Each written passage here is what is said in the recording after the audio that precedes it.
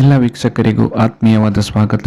ಮುಖದ ಸೌಂದರ್ಯದಲ್ಲಿ ತುಟಿ ಕೂಡ ಬಹುಮುಖ್ಯ ಪಾತ್ರವನ್ನು ವಹಿಸುತ್ತದೆ. ಯಾವುದೇ ಅಡ್ಡ ಪರಿಣಾಮ ಇಲ್ಲದೆ ಮನೆಮದ್ದನ್ನು ಉಪಯೋಗಿಸಿ ತುಟಿಯ ಸೌಂದರ್ಯವನ್ನು ಹೇಗೆ ಹೆಚ್ಚಿಸಿಕೊಳ್ಳಬಹುದು ಎಂಬುದನ್ನು ತಿಳಿಸಿಕೊಡುತ್ತೇನೆ. ಅದಕ್ಕೂ ಮುನ್ನ ನೀವಿನ್ನು ನಮ್ಮ ಚಾನೆಲ್ ಅನ್ನು ಸಬ್ಸ್ಕ್ರೈಬ್ ಮಾಡಿಲ್ಲ ಅಂದ್ರೆ ದಯವಿಟ್ಟು ಸಬ್ಸ್ಕ್ರೈಬ್ ಮಾಡಿ ಹಾಗೂ ಬೆಲ್ ಬಟನ್ ಪ್ರೆಸ್ ಮಾಡಿ ನಿಮ್ಮ ಅನಿಸಿಕೆಗಳನ್ನು ಕಮೆಂಟ್ಸ್ ಮೂಲಕ ನಮಗೆ ತಿಳಿಸಿ. ರಾತ್ರಿ ಮಲಗುವಾಗ ಬಾದಾಮಿ ಎಣ್ಣೆ ಮತ್ತು ಜೇನುತುಪ್ಪ ಮಿಶ್ರಣ ಮಾಡಿ ತುಟಿಗಳಿಗೆ ಮಸಾಜ್ ಮಾಡಿ.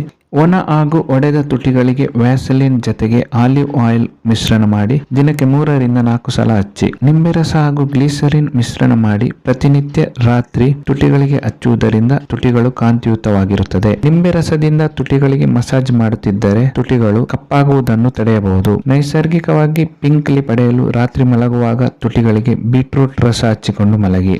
ಗುಲಾಬಿ ಹೂವಿನ ದಳಗಳನ್ನು ಅರೆದು ತುಟಿಗಳಿಗೆ ಲೇಪಿಸುವುದರಿಂದಲೂ ತುಟಿಗಳು ಕಾಂತಿಯುತವಾಗಿ ಹೊಳೆಯುತ್ತವೆ.